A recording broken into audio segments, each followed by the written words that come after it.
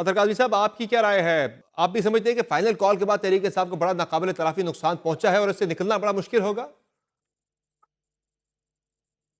देखिए, जहाँ तक वोट बैंक का ताल्लुक है, क्या इस फाइनल कॉल के बाद लोग इमरान खान साहब के खिलाफ हो गए हैं, कल इलेक्शन होंगे तो वो उनके हक में वोट डालेंगे और या नहीं डालेंगे? वो तो बिल्कुल वाज़ेह है कि उनका ना कोई वोटर टूटा है। हाँ, जमात के अंदर इख्तलाफात ज़रूर हैं, वो हैं, पर एंड ऑफ द डे जमात आपको भी पता है कि इमरान खान साहब की ज़ात है। कौन जानता है बैरिस्टर गौहर को या किसी और मोअज़्ज़ज़ शख्सियत को कल वो किसी और को चेयरमैन बना दें या सेक्रेटरी जनरल बना दें या कोई और ओहदा दे दें, तो वो वही शख्स उतना इम्पोर्टेंट हो जाएगा।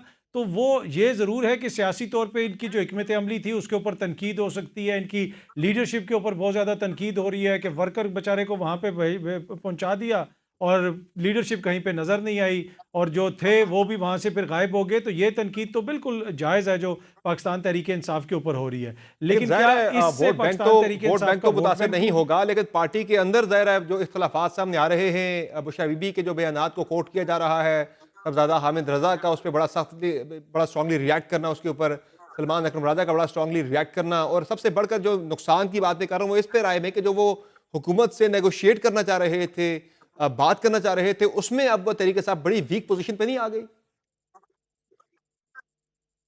देखिए, मसला ये है कि क्या इस सारे इकदाम के बाद हुकूमत मजबूत हो गई है? ऑपोजिशन तो ऑपोजिशन है, वो अगर वीक हो, कमज़ोर हो, उससे कोई फ़र्क नहीं पड़ता। अभी जो इक़्तिदार के अंदर हैं, अगर वो कमज़ोर होते हैं या मजबूत होते हैं, तो फिर ऑपोजिशन उससे ज़्यादा ऑपोजिशन पे इम्पैक्ट पड़ता है। जिस किस्म का ऑपोजिशन के ख़िलाफ़ या तहरीक इंसाफ के ख़िलाफ़ ऑपरेशन किया गया, जो अब सारी चीज़ें रिपोर्ट हो रही हैं, और जिस तरीके से हुकूमत ने हैंडल किया, जहाँ पे तहरीक इंसाफ की सियासी गलतियों के ऊपर आप निशानदेही कर सकते हैं, वहाँ पे हुकूमत की जानिब से भी तमाम इंतज़ामी मामलात आपको नज़र आए, वो सियासत कहीं पे नज़र नहीं आई। तो हुकूमत मेरे ख़्याल में जहाँ पे उनको कोई लिवरेज मिलनी भी होती है, वो अपने लिए कोई ना कोई ऐसा इकदाम उठा देते हैं कि फिर अगेन बहस का रुख उनकी तरफ चला जाता है। लेकिन इसमें कोई दो राय नहीं कि पाकिस्तान तहरीक इंसाफ जो अचीव करना चाहती थी और इमरान खान साहब जो समझते थे कि इस एहतजाज के नतीजे में उनको मिलेगा, वो उनको नहीं मिला। और बहुत सारी प्लानिंग के अंदर, इनकी लीडरशिप के किरदार के अंदर बहुत सारी ऐसी चीज़ें हैं जिनके ऊपर इनका वर्कर भी तनकीद कर रहा है और तनकीद बनती भी है।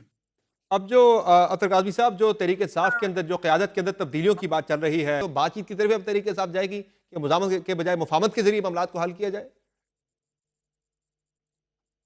देखें जी, जो बैरिस्टर हमारे गौहर साहब हैं, वो कौन सा घोड़े पे बैठ के तलवार पकड़ के इसके क्राउड की क़यादत कर रहे थे।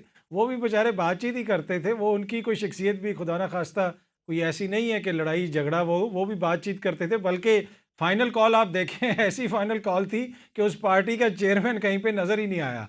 तो वो भी बेचारे बातचीत ही कर रहे थे। ये फैसला तो इमरान खान साहब ने करना है। इमरान खान साहब की जो शख्सियत है, मुझे नहीं लगता कि वो जो है मैच की ओपनिंग जो है स्पिनर से करवाएंगे।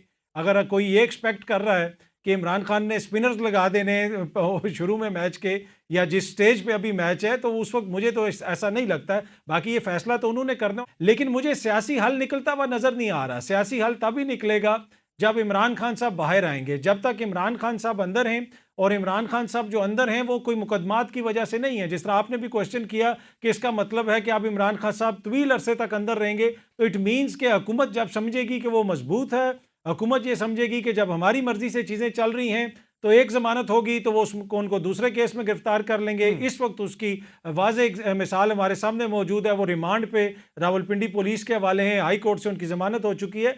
तो मुझे ये लगता है कि जब तक इमरान खान साहब और दीगर क़यादत जेलों के अंदर रहेगी, मुझे वो कोई पाकिस्तान तहरीक इंसाफ की हिकमत अमली में कहीं पे भी वो नहीं नज़र आता कि वो एकदम से डोसाइल हो जाएंगे और वो कहेंगे जी अब सिर्फ हम बातचीत करेंगे और हम कोई एहतजाज नहीं अतर करेंगे। काज़मी साहब, इस सारी एक्सरसाइज का जिसे फाइनल कॉल का नाम दिया गया, इसका मकसद ही सबसे बड़ा तो खान साहब की रिहाई थी, तो वो रिहाई फिर कैसे होगी?